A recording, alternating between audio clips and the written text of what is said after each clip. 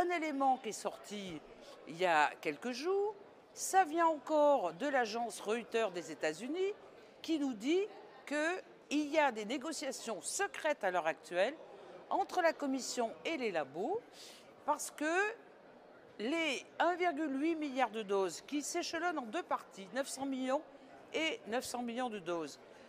Les 900 millions de doses, elles sont en surplus, mais les premiers 900 millions de doses, il y en a trop. À l'heure actuelle, on n'est plus en urgence sanitaire et les États membres ne veulent plus acheter des doses. Déjà, ils en ont en stock. On ne sait toujours pas d'ailleurs quelle quantité dans chaque État membre.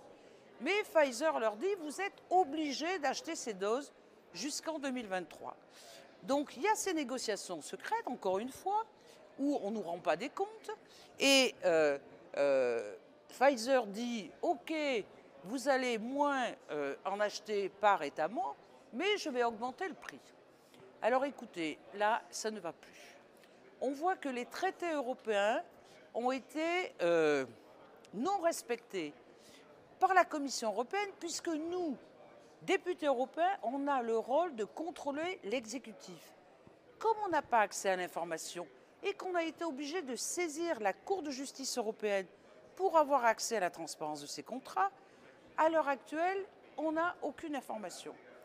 Deuxièmement, on a appris officieusement que dans ces contrats, il y a des clauses comme quoi les États membres sont obligés jusqu'en 2023 d'acheter des doses à Pfizer.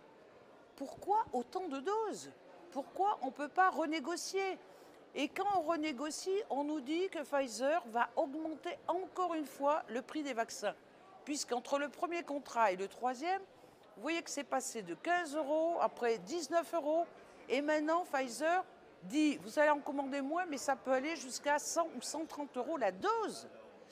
Donc, il y a un problème maintenant de démocratie au niveau de l'Union européenne. Les députés ont été mis à l'écart. Quand on demande la transparence, on nous répond par l'opacité.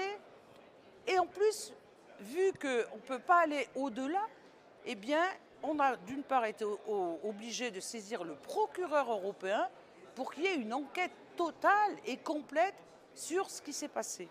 C'est quand même des milliards d'euros qui sont en jeu, c'est quand même le tout pouvoir des laboratoires pharmaceutiques, et si on ne fait rien, eh bien, il y aura une complicité, et il peut y avoir, si vous voulez, des éléments qui échappent au contrôle donc, des députés européens et à leur rôle de contrôler l'exécutif.